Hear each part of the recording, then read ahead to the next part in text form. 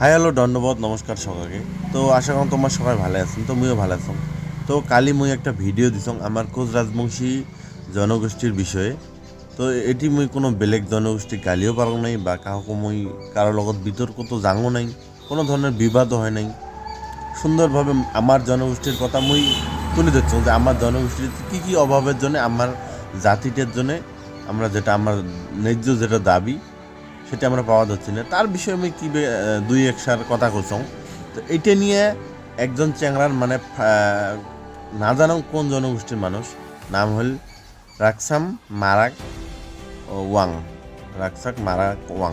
এই যে নিচত দেখো স্ক্রিনত দেখো, ইয়ে কি পোস্টটা মানে মুই পোস্ট যে করছং ইয়ে কয়ে আছে যে রাজবংশীগুলো নাকি বলে বেঙ্গলি আর কোচগুলো বলে আলাদা ট্রাইবেল হয়।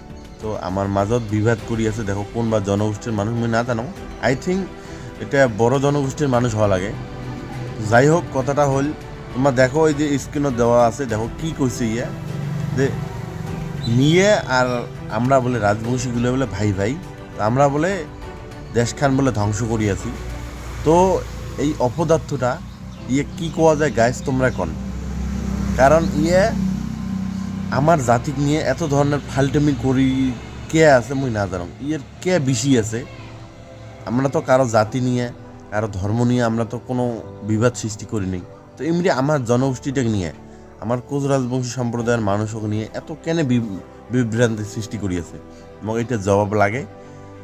আর এটার উচিত মানে তদন্ত হওয়া লাগে যে ইয়ে কায় আর কোন জনগোষ্ঠীর মানুষ আমার এমন করিয়ে কি করিয়াছে। তো গাইস তোমরা কমেন্ট করো আর ভিডিওটা খুব তাড়াতাড়ি শেয়ার করো সবাই। আমার কোচ রাজবংশী মানুষ যদি হয়ে থাকেন তোমরা যদি ভিডিওটা দেখিয়েছেন সবাই শেয়ার করে দাও। তো বাই বাই।